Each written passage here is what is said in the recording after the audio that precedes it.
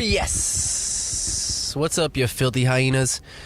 So, it's April 26th, Thursday, April 26th. It's a beautiful day. I mean, fuck, this is strange because yesterday it was cold and rainy, and now it's beautiful. Just more signs confirming that our imminent fiery death is approaching all of us, as there is many active volcanoes that are due to erupt, and many floating, icy, rocky, metal objects also spiraling this fucking planet we're currently living on, ready to smash into our faces at any moment. But I just got done doing the podcast with Eddie Middleton, Dizzle, who is the owner of Dazestix. He's also, a very familiar, known skateboarder here in San Antonio. Good Times OG. Shout out to Good Times. And yeah, man, I finally got him on the podcast. It was fun. It was definitely a lot of fun. We tried to do it before a little bit, but it finally worked out, and I got him on, and we got to kind of dive into Dizzle's head a little bit, his thought process on the company, his goals, his aspirations, his process and his approach to skateboarding. And, very interesting. I got to ask him a lot of questions that, probably, in all honesty, in the past, seeing him skate, and being a part of Good Times when I was a little young buckaroo, a young laddie. I would have never approached him and asked him these questions, just out of, sheer intimidation, which is super funny. He's a lot of times we get stuck in these mindsets where, we forget that just because other people are specialists or other people are gifted at doing certain things, that they're not also fucking human beings. And when I was a young kid and watching Dizzle skate and watching the hateboarding part, and this guy's, tray flipping embassy, which is, unfathomable for me at the time, just this huge gap that's only, other than Ollie, only a handful of tricks have gone down. I think a kick flip and a couple 180s and Matt Reynolds, Benny Hanna, the damn thing back in the day. But I mean, it's just an intimidating gap, and just seeing,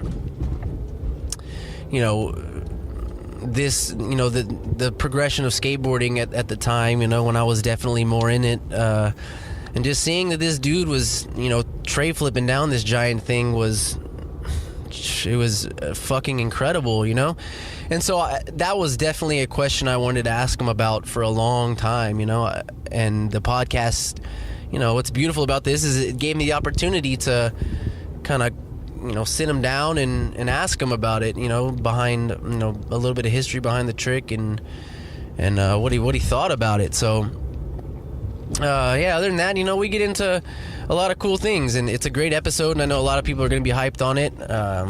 He's definitely well known in San Antonio, and he's doing a lot of really cool things. And I've said this before, and hopefully this title will catch on, but I don't know, maybe he might not want this title to catch on, but he's like the fucking Black Robin Hood of the skateboarding scene in San Antonio. I mean, this he's looking out for the community. He's, taking care of the kids coming up, inspiring kids, being a voice for skateboarding in San Antonio, and, just pushing the progression of skateboarding, here in our communities. And more than anything, aside from all the tricks and the footage and the skateboarding, that's a beautiful thing in general. So, it was definitely a lot of fun and an honor to have him on, and I'm super hyped that he was down to do it. So, I just want to say thanks again to everybody who's out there listening to the podcast, and hope you enjoy this one. This is episode 15 of the Simulation Clearly podcast. So check it out and listen to the other episodes, you savages. And all right, have a good day. Love you.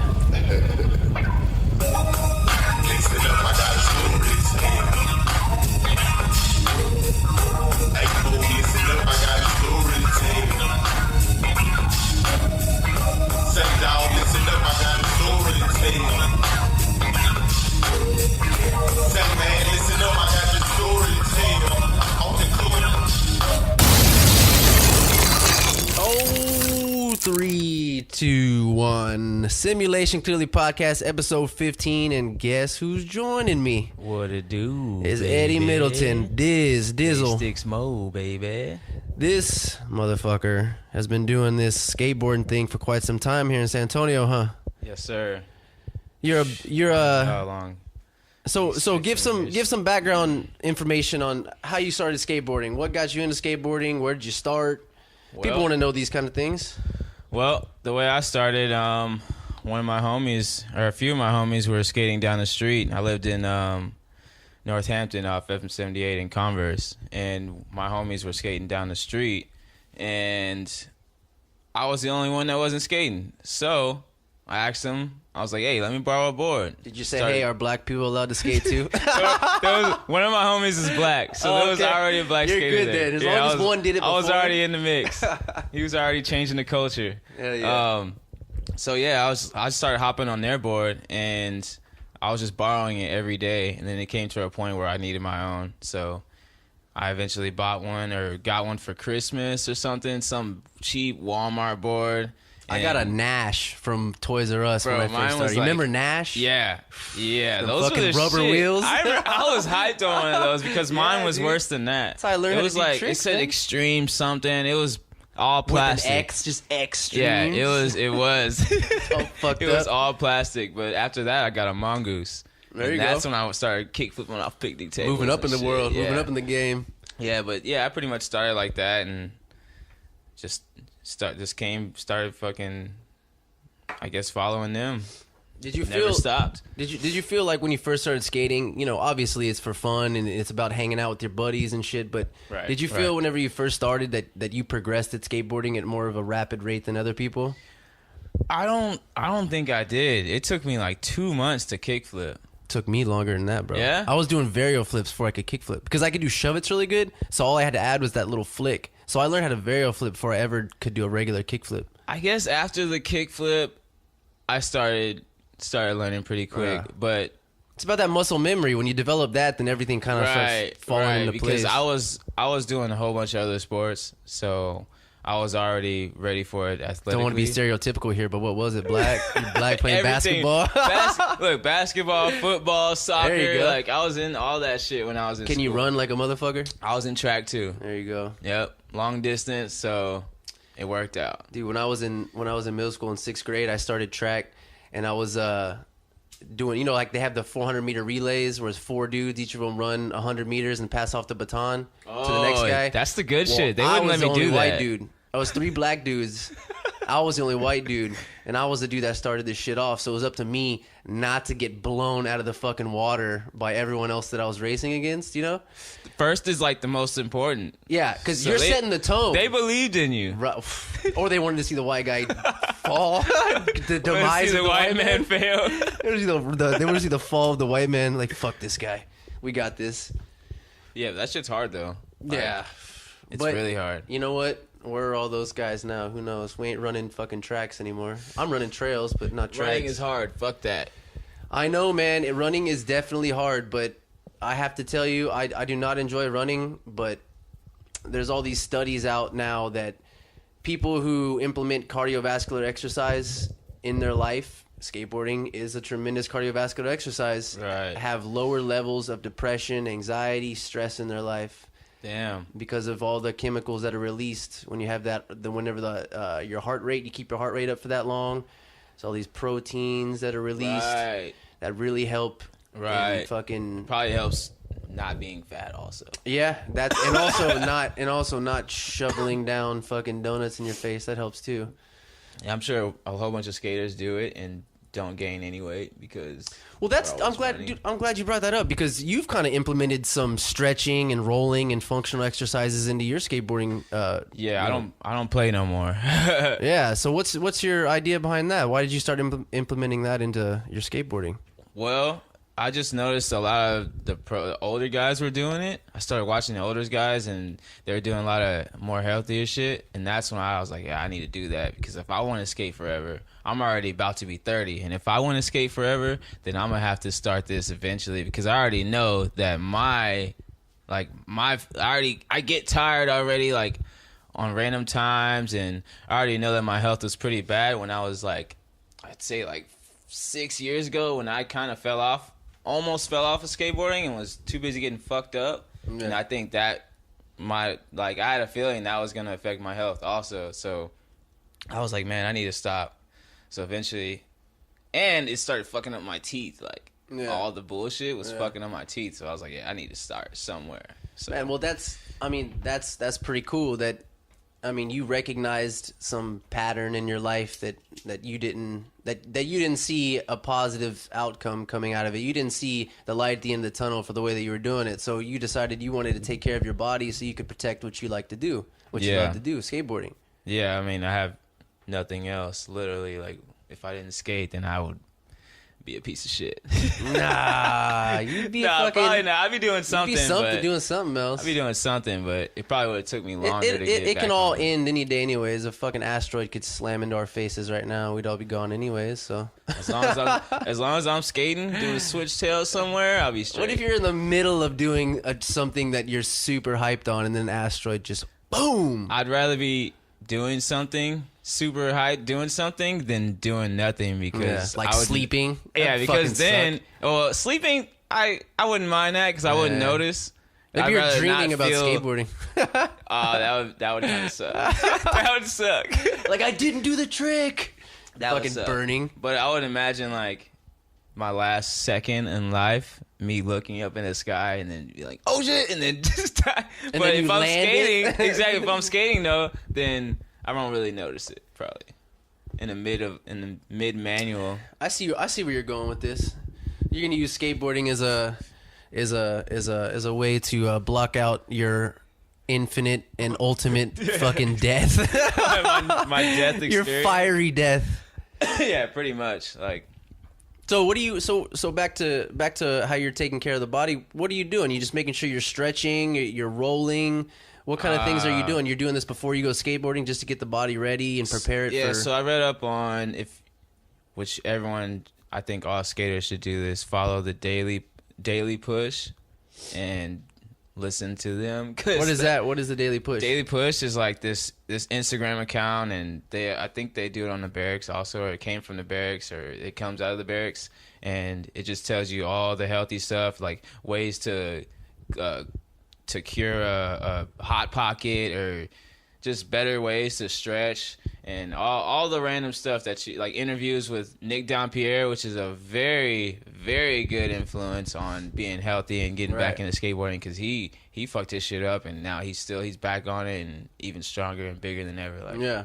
But I followed them, and they started telling us about taking turmeric, like at least 2.5 grams before and after your sesh will help you with inflammation. And there you go. Yeah, a lot of that, man. And dynamic stretching is the way to go. Don't just stand there and stretch being all stiff, because you're about to be moving around on the skateboard. So you're gonna want to be already like ready to go. If you're doing dynamic stretching, if you're doing dynamic stretching, that's the way to go. Like the still stretching is static stretching, and that's what you don't want to do. You can do that after you skate, is perfect, but it also said to do that. The dynamic stretching is basically it's functional movement mixed with stretching. So you're not just extending those muscles and contracting them. You're utilizing those movements of contraction with the body. So as a whole, you're taking like a holistic approach. You're utilizing that stretching with movement It opens up more blood, more blood flow, and it just prepares your body for way more blood battle. flow. For battle. And I also jump rope. Like, there you go. I'll be in a place to skate, or I'll be in like random park LBJ, and I'll be jump roping, and they'll be looking at me crazy. Like, So when did you start doing the jump roping? I've been jump roping. So you can jump. You can do it pretty legit. I'm pretty fire with the jump. Dude, rope, I need to do it more, man. Because it's super fun. Like I'm all clunky at it. The double jumps, the double jump with the cross backwards. Just more cardiovascular exercise, and man. it's probably one of the best things to do because what you're doing on a skateboard is jumping. So. Right. Just put that shit together. Obviously, you're gonna be jumping on the jump rope too. So using that fast twitch muscle fiber, with them legs. I mean, those people that are one of the best workouts. When you're popping, you're relying on those muscles, that muscle's response. And if you're just cold and you're going into doing something, a lot of people go straight down some stairs or something like that, and next thing you know, you split your legs. You split your legs, and if you've split your legs skateboarding, that's one thing that you don't ever want to do again. So that's why I stretch. Like, I spread my legs out and do this little crazy little stretch. Looks like I'm shitting or whatever, but I do that all the time because that's the one thing I dread. Because I know if you don't stretch, it'll be pulled, and it'll feel like you pulled a muscle in your dick for like 3 days straight. Like, that shit sucks. Yeah, man. Well, when we're younger, man, it's like our bodies are much more resilient and forgiving, but you get older and it's not the same anymore. That's what I was thinking, but it happened to me when I was younger too, and I still didn't stretch after. Well, a lot of that can be with what you were saying too, what you're putting in your body. That'll fuck you up too, man. Oh yeah, that'll definitely fuck you up. If you're just putting a bunch of garbage in your body and a bunch of poisons in your body, then your body's gonna be hurting when you're not doing anything, just in general. Yeah. So imagine when you're older. Like some people are like, "Why can't I skate today?" It's like, "Cause you were thrown yesterday, bro." Like, cause you drank 17 beers, and then you ate $16 worth of Whataburger and no water. So, and no water. Yeah. So the main things is water, dynamic stretching, static stretching after. Turmeric. I just started, I cut bacon out, or I cut all I won't do that, dude. Yeah, I cut all the pork out. So that was pork? Why? It's not a religious thing, is it? Nah, that's just me trying to be healthy. 'Cause I know pork is so bad for you. Yeah. And I love bacon. Yeah, no. Bro, I love bacon. I still eat it sometimes on burgers and stuff, but. Well, what about the rest of your diet? What else are you trying to do with your diet? Do you cut out a lot of carbs and simple sugars and stuff too, or? It's hard for me to cut out the sugars, but you get them munchies. Yeah, straight up, bro. Hey, straight up. But basically, I just try and eat. I just push me and my girl to eat something more healthy, at least twice a week. So we won't eat no meat at least twice a week or something like that, because. I'm a black guy. I love chicken, bro. Yeah, so man. I still have chicken in my freezer. So it's I'm a white guy, and I like chicken. And I like chicken too. I eat chicken probably 3 days out of the week, man. Yeah, it's amazing. It's the best. So it's hard to quit everything. Shout out to Skate Vegan Will Flores, because that shit is hard. Yeah, no, that's actually. Hard. I mean, I don't want to criticize that diet, but it's. Very difficult to be. I don't know how they do it. It's very good to be an optimal human being while being on a vegan diet. If anything, I would just say, I wish he would just eat eggs. Yeah. If he was gonna do it, because eggs is eggs is like the perfect food. It's the perfect food. You could survive on just eggs the rest of your life. Yeah, that's true. I love eggs, bro. I eat eggs every fucking day. Before I came here, I just gonna eat 6 eggs and a whole avocado, bro. Damn, 6? 6 eggs and a whole avocado. That's what I have for breakfast every day. Either that or yogurt. Eggs. Dude, I'm a goddamn chicken, bro. I might as well be laying these fucking things, dude. I eat eggs every day. At least 6 eggs and a whole avocado. That is crazy. So how many cartons do you buy? I buy the extra large. The extra large 18. I buy 2 extra large 18 packs on every Friday. Jesus. Yeah. There's a lot of eggs. Dude, is that good for you? Man. Eggs are the perfect food, man. Eggs are the perfect food. Wow. There's no criticism. I mean, even when it comes to people like vegans, they don't want to consume any animal products. But there's this big stigma that eggs are a fertilized embryo, which they're not.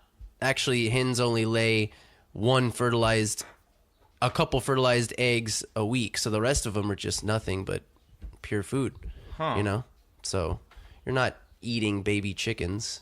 You know, we're not that savage, even though we cut up their fucking brothers and sisters and put them on the grill. Yeah, and their cousins and nephews. Take them all out, bro. Take them all, man. We're pretty savage with it. So I know we had the King of S.A, the podcast, which I've heard a lot of cool things about it, and thank you for everyone who's reached out and given me compliments. It means a lot. Amazing. So many good people. So what?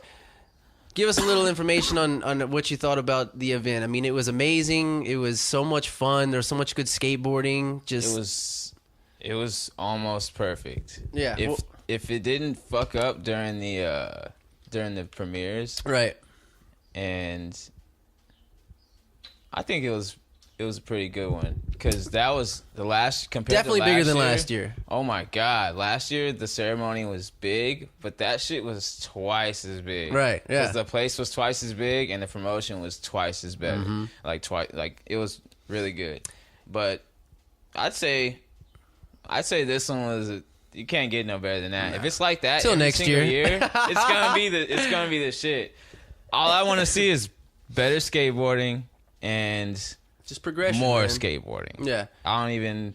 There was a lot. I mean, there was definitely a bunch of shredding going on, but I thought it was cool too because it was more of just like a communal hang. Like it wasn't so much about skateboarding too, but it was just it was good vibes, people getting together, having fun. And that's what was really special about it because everyone that was at that event, they're not going to forget that. It was like a reunion. We can actually make a reunion, but I think less people would show up. Right. If it was something like that, they probably wouldn't even show up. Like that was just a skate event that everyone can be at. You think it was kind of people felt more incentivized to be there because it was an event, you know, like it had that label on it, like this is an event, you know, like this is because it was. I think Paco's got something going here. It's not only an event, because we always do events all year. Yeah. It's like the best contest that anyone has ever thought. Like, it's from King of the Road, which is the best contest ever. Yeah. It's the street contest. It's the I came from the streets before parks. Yeah. So it's pretty much like the best contest, and it's the best feel for a contest. So when they come there, it's just raw. Like, when they come, they don't know what they're going to expect. And they're gonna see a whole bunch of street skateboarding, like, and it's and you're with your buddies. Yeah, it's pretty much with all the homies. So you're going hard at the premiere, and by the time the premiere goes, you're already tired and done skating. Like, it's just that vibe, and it's not even a contest while you're skating. So it just makes it way funner. Right, like it's not like it's not like, oh shit, we got to get up and throw ourselves down things. Right. You know? It's like, oh, hey, we can someone's got to drink piss. Oh, someone's got to rip their shirt off. Oh, someone's got to freak out in a rest. You know, like there's all these other challenges to kind of break up the whole structure of it. It's like comic relief a little bit. Like it breaks it up so where not everything's just straight fucking hardcore. There's some laughter in it. There's some light spiritness in it. It's pretty much showing how good of friends skateboarders are. Even though we're forgetting that it's a contest about skateboarding, because we're too busy doing fun shit with everybody. It brings everyone together in an aspect like you forget, that, like, oh yeah, I'm trying to win. Oh yeah, this is a contest. Yeah, pretty much. That's what I noticed. Like that's why it's my favorite contest, and I don't have to ensure anything else. Yeah, the year. And by the way, my squad can do that. I'm doing Kosa every year. Fuck it. There you go, dude. And by the way, congrats, Skater of the Year, MVP, second year in a row, right? Appreciate it. No, MVP, Pacheco was last year. Kosa MVP was Pacheco last year. I got second place. Okay. But this year I got the most points, so that's an accomplishment right there. And I got hurt on the second day, so I couldn't even. What? Skating? Yeah. Throwing yourself down? Yeah, something? when I landed primo in the video. You didn't have enough turmeric that day, bro. I probably didn't take it, bro, because I was moving. Yeah. I had no time to chill. Like, my girl was mad. She's going to be mad every year. When you gonna be home? She's going to be mad every year for 4 days because I had no time to do anything. You should tell her. Just tell her, look, these are my 4 days. All the other 361 days. Right? Right. You get 361. Well, she's used to it. I'm always moving around. Yeah. I got... after running this brand, I have so much to do. So, but it's fun. So, well, let me ask you about something you had mentioned. You mentioned a little bit a couple minutes ago on this podcast, but the Kosa podcast too. You had mentioned about a couple years back how you sort of fell off on skateboarding. Yeah. What was going on with that, man? And what was your motivation to change the life and get back into skateboarding? Well, man, I was just worried about money, and that's what most skaters. I mean, when it comes to the life shit, that's what most of us are worried about. We're like, damn, how am I gonna get this money to do these things with skateboarding? So I started selling anything I could and anywhere I could. Just to make ends meet? Yeah, and I never had a ride, so I was always walking with, like, too much shit. And I just got into the wrong crowd of people.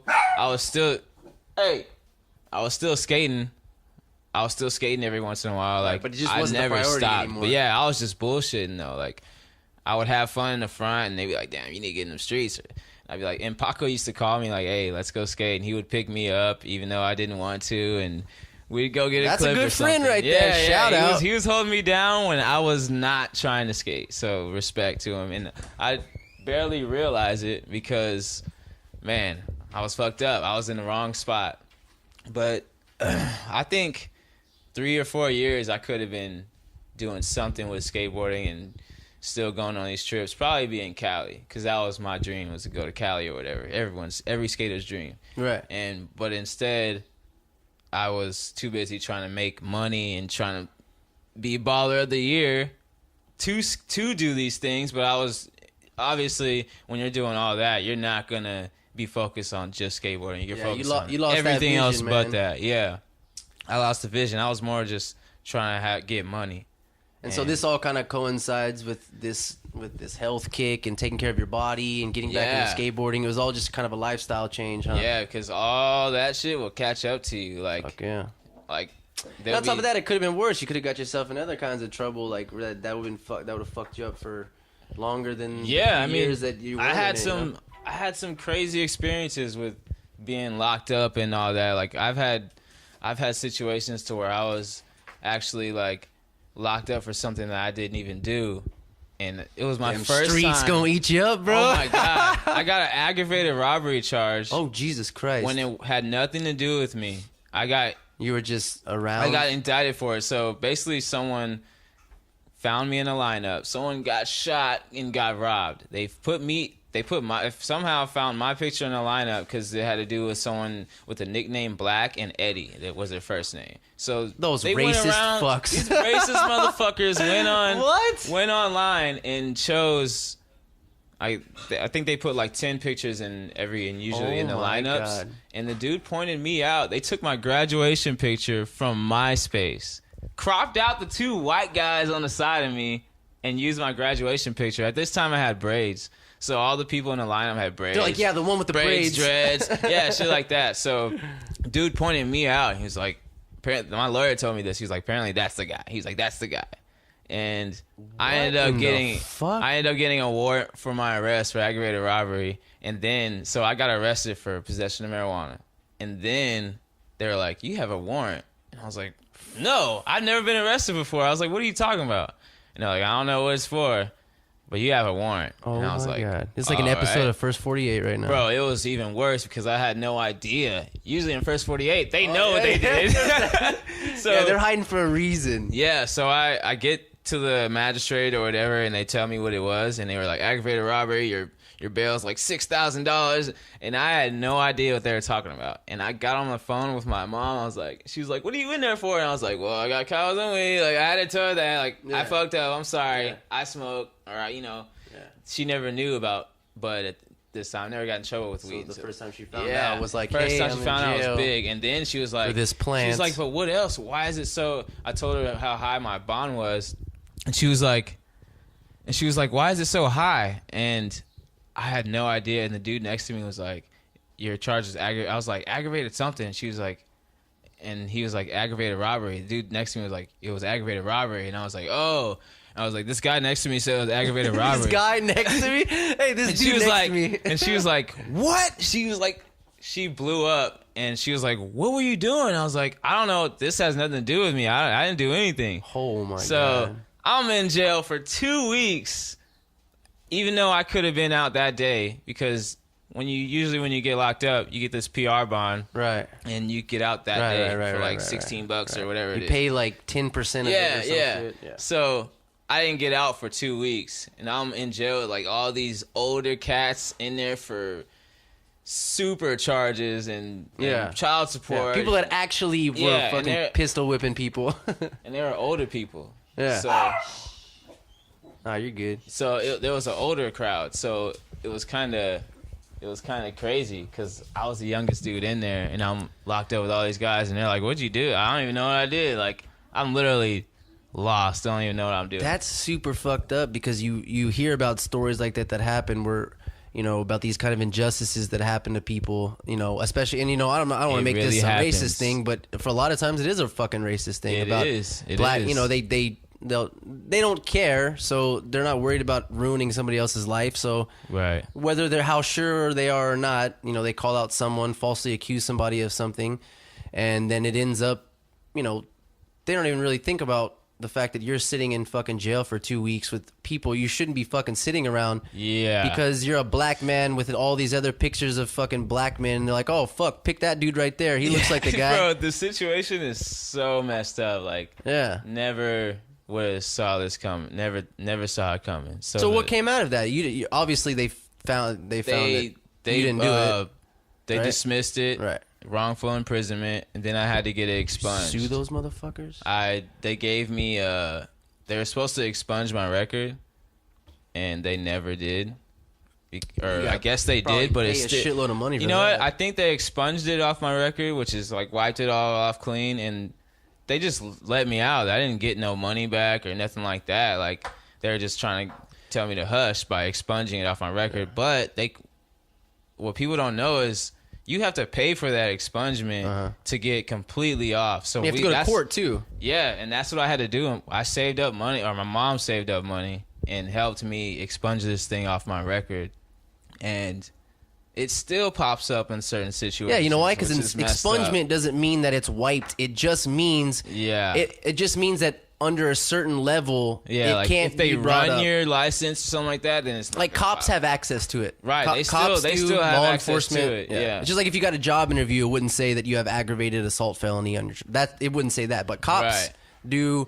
Like the judicial system definitely has. Right, I'm sure their background checks are like way more intense, and it gets super crazy. Like, it got super crazy. Like, before I even got out, I was an idiot, didn't know what I was doing, so I tried to stash some, and I ended up bringing it all the way into the jail on accident. What in the fuck? Yeah. This sounds like a fucking nightmare. It was like a fucking movie. Yeah, like a movie. It was almost a movie.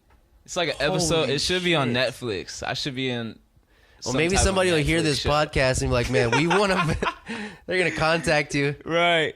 Yeah. So that was like. Just use it as a big marketing ploy. Dazestix. The whole Right? thing. Like, let's not make this about my past. Let's make this about the future. What am I doing now? Exactly. Dazestix, Yeah. bro. Yeah. Long story short, though, I brought it in and got in trouble in jail with it, but the situation, I was trying to get rid of it before I had to lift my nuts up and cough or whatever, because you have to do that when you're in there.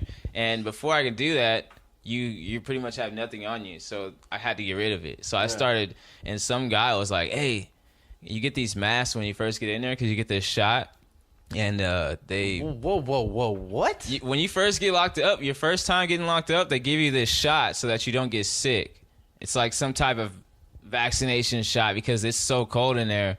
I don't know the complete story about the shot, but every person that I first think gets they locked lied up to you. They gets probably it. put some No, fucking tracking device. No, in when you, you man. first. Oh my god, that would suck. I'm a fucking alien, bro. Shit. Nah, but yeah, when they first do that, they give you this mask that you have to wear for 3 days.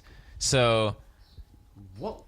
They You give were you in this county, mask. I guess, or Yeah, something, right? Yeah, You weren't when in you're like actually fucking, in county. Yeah, you were in jail. I was in there. Yeah, I couldn't get bonded out for 2 weeks. So when I was in there, some dude was like, "Hey, put it behind your mask." Like he found some stash spot. Apparently, it was not his first time. Yeah. And he had some knew it. stash spot, and he was like, "Put it in there." And I started like passing it to people. Eventually, someone got caught, and it worked perfectly. You put it through the mask where you can see if you put it in a light. Yeah. But if you look straight at it, if they're looking straight at you, they don't see it. Right. So we have like little buds in our mask, and some fucker got caught, and he eventually was like, "It was this guy," you know. And eventually they came up to me because when I first got in there, I was locked up with like 17-year-olds, like people my age. Yeah. And two dudes came up and was like, "Edward," you know, they called my name out and brought me into my cell and was like, "Where is it? Where is it?" And I was like, "I don't know what you're talking about." And eventually they made me strip, and they found that shit. So they made me strip butt naked to find that shit. They punked me out, pushed me against the wall, and made me strip. Of course they did, little cocksuckers. So obviously this is like a felony, super felony. Y'all can get super time for this shit, and I had no idea. You're giving me fucking anxiety. I had no idea right now. Yeah. And you know what? And obviously we know you're okay. So that's the only reason why I'm not like. Yeah, that's why I'm like. Long story short, they got me locked. I was pretty much in there with Bud, and that was the problem. How many days did you last before you got busted with it? It was like the first day. Oh, it was the first day? It was the first day. Okay. And basically, they messed up by not catching me before I even got in there. Because I take off my socks, and they skipped my socks. So because it was an error on their part, it was an error on their part for you. So yeah, they made it an in-jail hearing.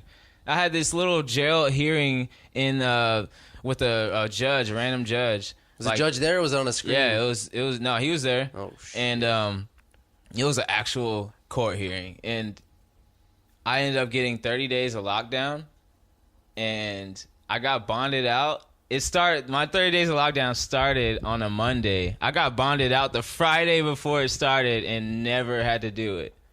I'm so glad I asked you about this. That shit was crazy, bro. And that was when I was 17. So I had the worst experience ever with that shit. So that's how it started. And after that, I was already in the I gotta system. make some changes, man. Yeah, I was like, man, and I was at a bad time at that time. And that's when hateboarding came out. And that was right after hateboarding. I fell the fuck off. Yeah. I started getting all fucked up. And right after everybody sees you 360 flip fucking inner park like the savage you are. Where's Diz at? Oh, he's in jail, man. He's somewhere. He pistol whipped somebody and he's sneaking weed in jail. He's somewhere. He's going away for some time. So that was his goodbye part. That's so crazy. I could be in jail. I could have just got out from that like 8 years later or something. Yeah. And I got very lucky.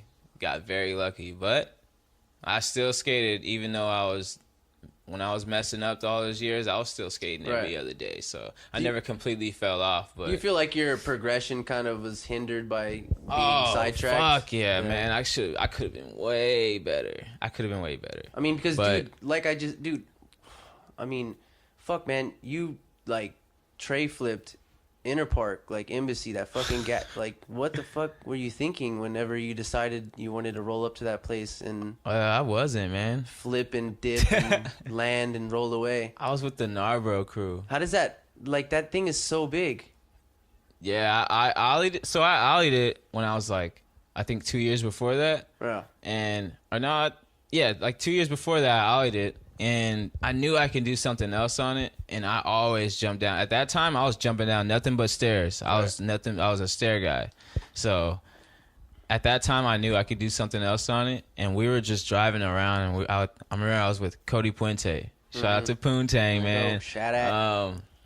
And he was like, I remember mentioning it. I was like, I think I can tray flip Embassy, and I said it a long time ago. And ever since then, he would always bring it up. He'd be like, Embassy? Yeah. You want to go Embassy? And I'd be like, no. So this random time, I got a clip somewhere, and I think it was at Subway Ledge. Like, I did like a run and then a nollie over the little curb. Right. So I think it was that day. But basically, he was like, we're driving around that area, and he was like, Embassy?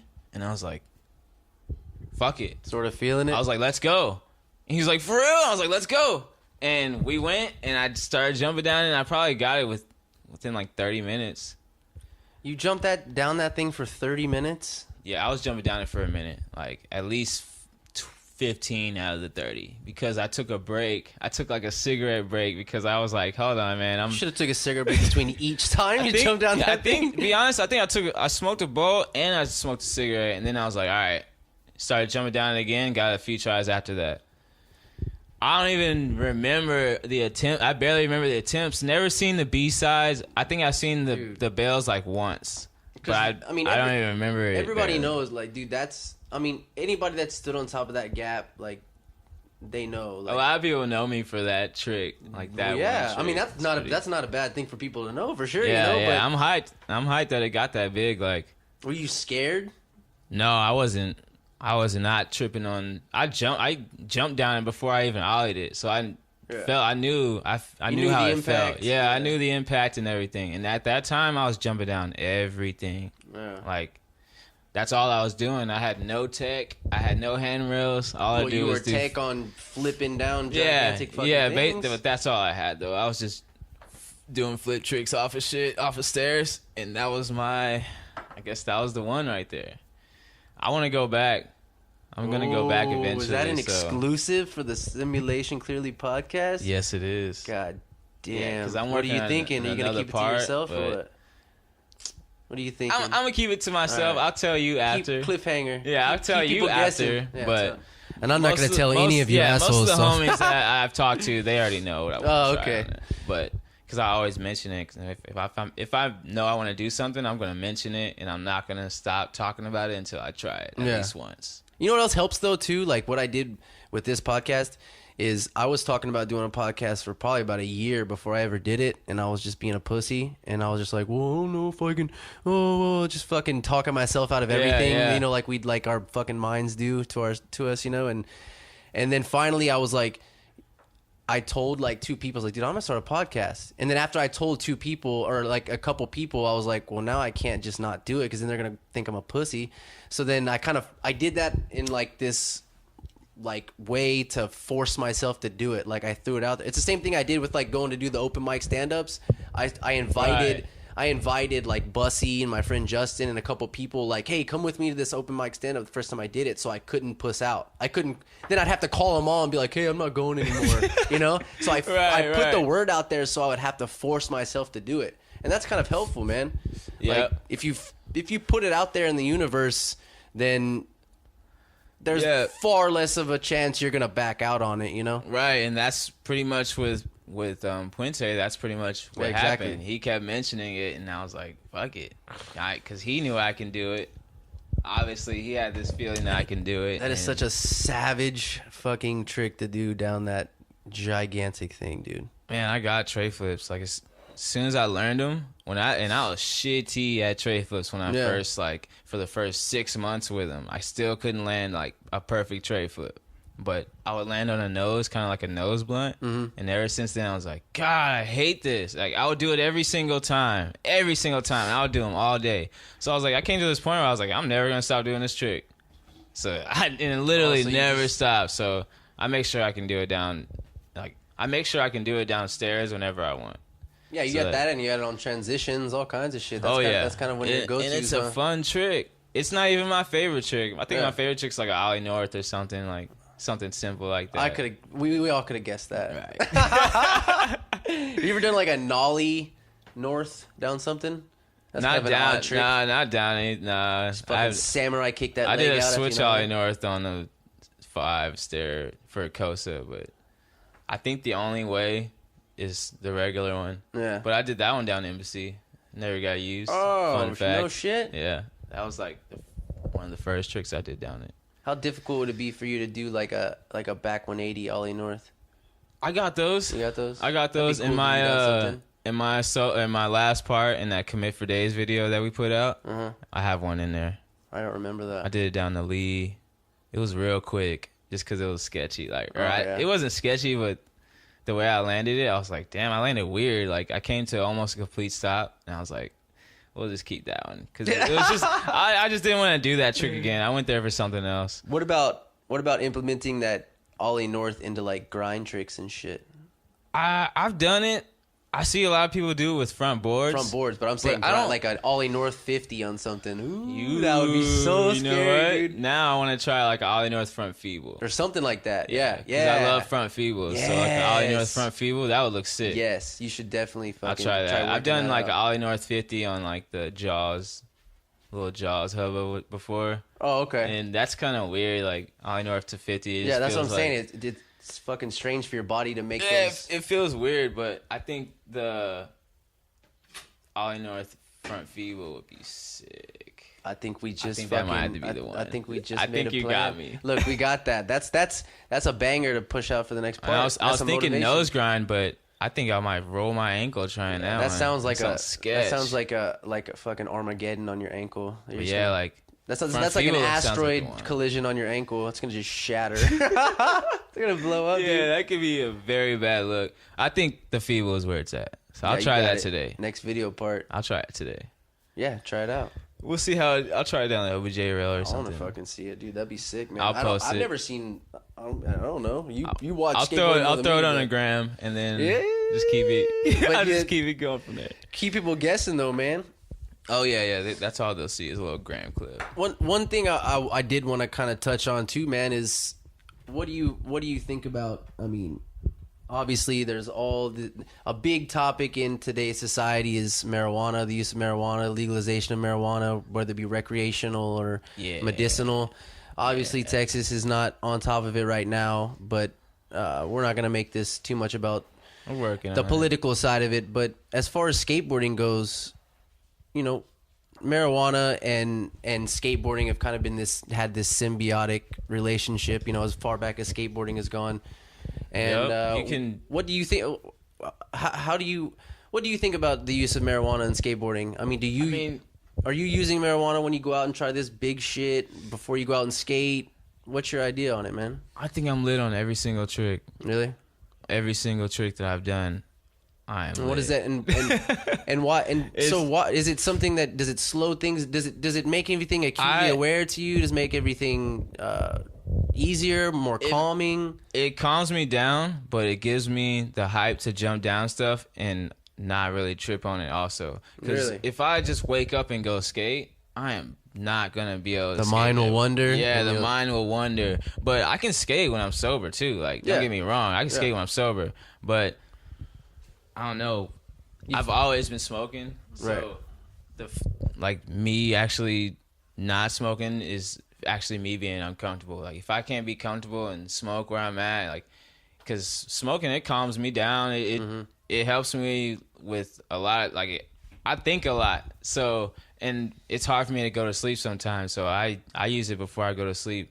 It's a must that I use it before I go to sleep. So when I skate too, I feel like I should do it too. Like there's no reason why you shouldn't smoke if you feel good after doing it and you can still function. Right. And I would have everyone's to say, different though. Yeah, because So- I know. I mean, there's some people that getting stoned before skateboarding will They can't do amplify that intensity for them. It'll Right. make it that'll cause their mind to actually ramp up even more. Yeah, some psych people themselves out. cannot do it. Yeah. Some people cannot do it, but some people can get super drunk and still skate. Yeah, Brandon Like- Bussy. Right, exactly. Shout out. Yeah, we used to get a little lit and skate like the ramp back in the day, the one off. Remember the ramp off Parent Vital? Shout out. Drinking Bro. beers and skating mini ramps. That Exactly. if I was gonna choose one thing to skate the rest of my life, it would be a mini ramp with some beers. That would be what it would be. And the homies. Yeah, homies. Oh my God, it's like the best. But yeah, like I've always been doing it. So me not, and when I land big ass shit like Embassy after I hit a bowl, then obviously it's not affecting me to where. But I know back in the day when I first started like smoking and skating, it threw me off, and I rolled my ankle one time, and I was like, yeah I'm not doing that again. But I completely forgot about that like a few years later when I felt very comfortable, and that was when I was just smoking just to get super stoned. Right. I'm not doing it like that. Like I'll smoke one joint and I'll be fine for like half the day. You're actually utilizing the chemical for your benefit instead of just trying I'm not to get gonna lie, I do smoke a fucked good up. amount, but Yeah. at the same time I don't need to. Like Well, see, with you, that's why I want to ask you. It's interesting because we're all different, and this, whether it be THC or any other chemical you're using to change your mindset, your current state of mind, it affects everybody differently. And it's interesting that to you, it helps you zero in and focus in and become, hyper aware of what you're doing, and it calms you down. Whether some people, like we talked about, it'll, fuck their world up, Yeah. And that's interesting to me. That's why I want to ask you about it, because I mean, I know if it's with me, if it's just like chilling or whatever, then it's fine. But throwing my body down something, my mind's gonna be like, this is gonna hurt, motherfucker. This is gonna hurt. Right. And so it's like, that's why I find it cool, man, that's something that you can utilize as something positive, and it helps you in your life and skateboarding. Yeah, exactly. Like I'll be so tired, and it helps you when you're tired too. Like, it helps you with your stamina. At least it does with me, because I'll be super tired, like ready to go home, and I'll smoke real quick, and I'll skate for another hour. Well, that kind of is. I don't know if you realize this. You can do that with a lot of things. It's really about you're just changing your mindset. That's what you're doing. It's like why do we enjoy going on vacation so much? Is because it's a change of scenery. Right. It's not the same fucking thing. We're looking at the same walls, the same trees. Yeah, exactly. You know that you're going somewhere different, and half of it is like it's a place that you're not normally at, and so that's what. Some of it with weed is that it'll do it. It changes your mindset. It's like a refresh button. It's a little getaway, real quick. Exactly. It's a little just refresh, and although you're in the same area, you're changing your mindset. The mind's fucking powerful. You can be anywhere in life and be somewhere else. It doesn't matter. Yeah. Whether you're physically here right now, your mind can go anywhere at once. You were in prison.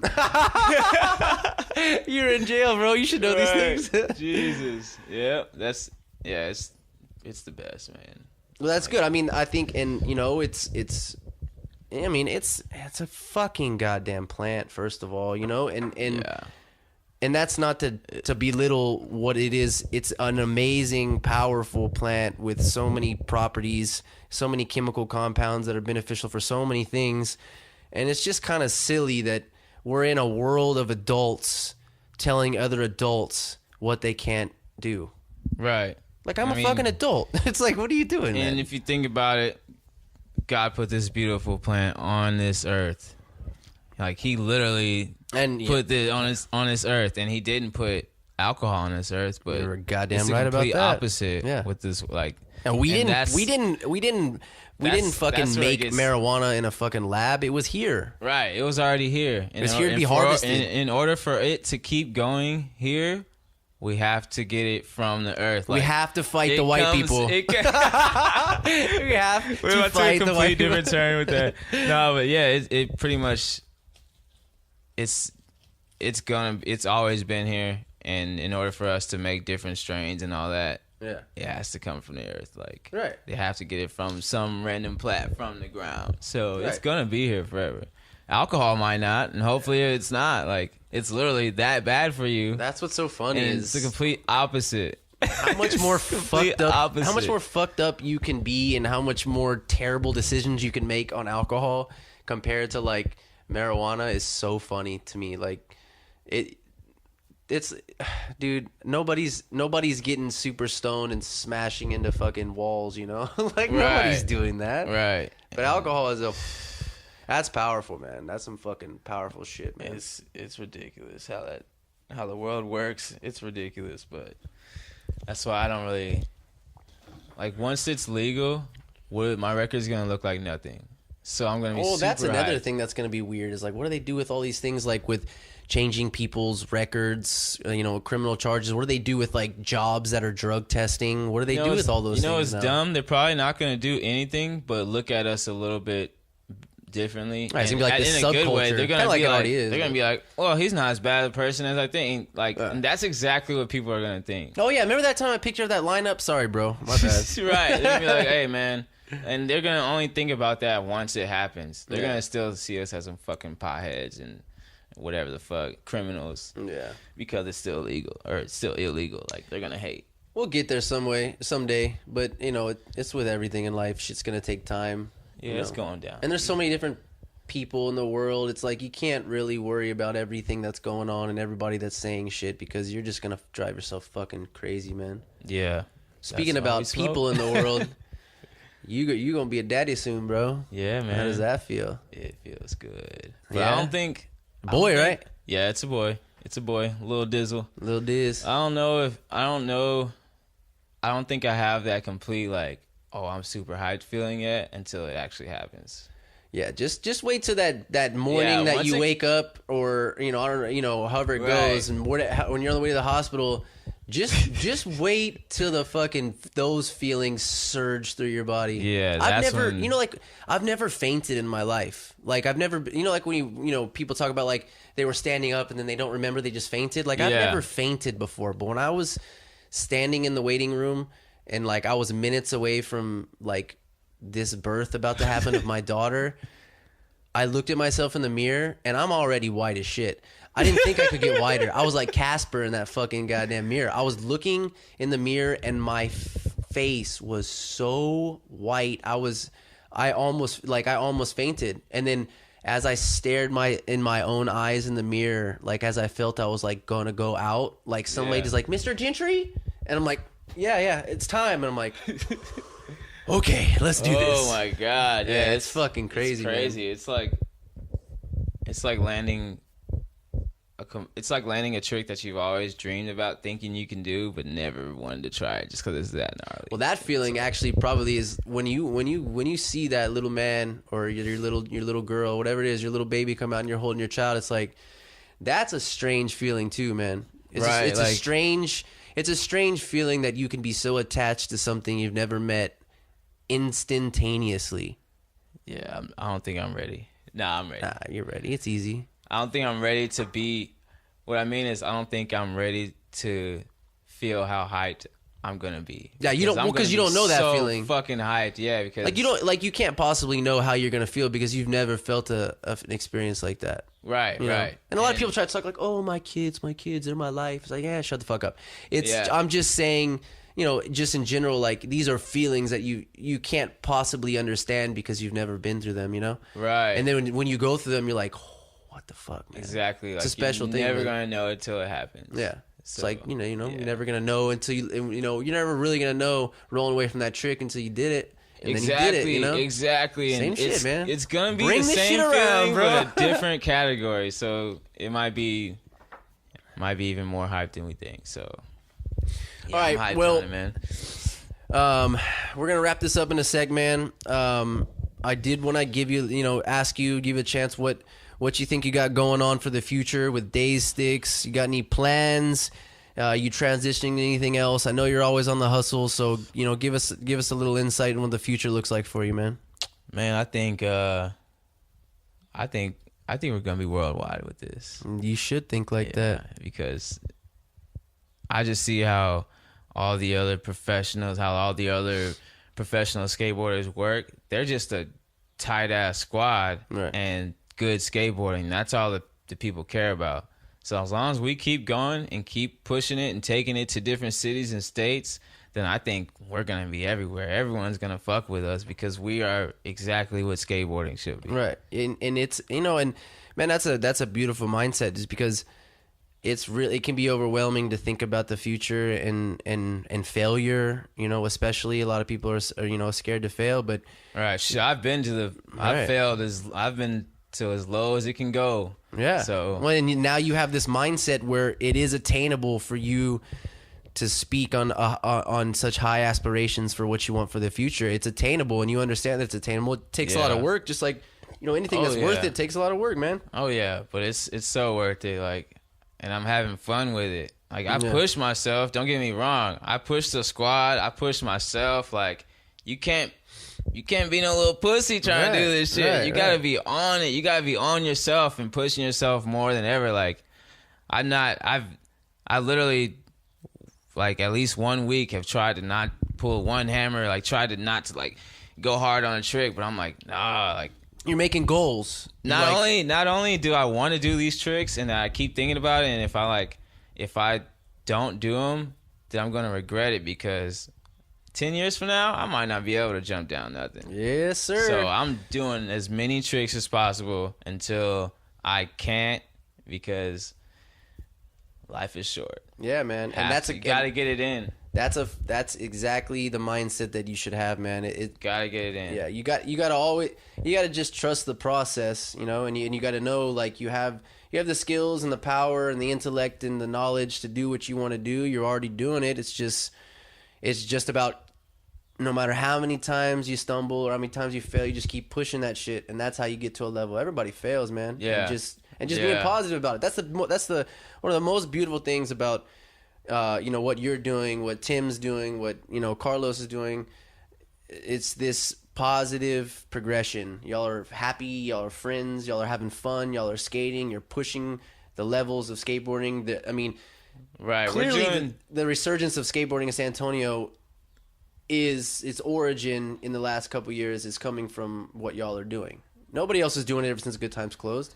So, and I think we just missed that, and that's why we're doing it. Like, yeah. And the fact that we could have been doing this if we matured a little bit, and just stopped doing what we were doing probably like 10 years ago, we would have been on this shit already. But maybe you wouldn't. Maybe if you did it back then, you wouldn't be doing it as hard as you're doing it now. I probably would have failed it and would have just done something else, because we weren't ready. Right. So the fact that we're doing it now after all this experience, and that the fact that we're doing it with the same people that we've been skating with since the beginning. Like, I remember meeting Timmy at Judson or something like I'm pretty sure it was Judson, and that was like the first session I had with him. Never would have thought I'd be skating with him and naming our next graphics together. Like, that's crazy. I took his graphics and just put them on the board, and they love it. And created behind our brand, and now they know a history from our first video, and we really out here. After that,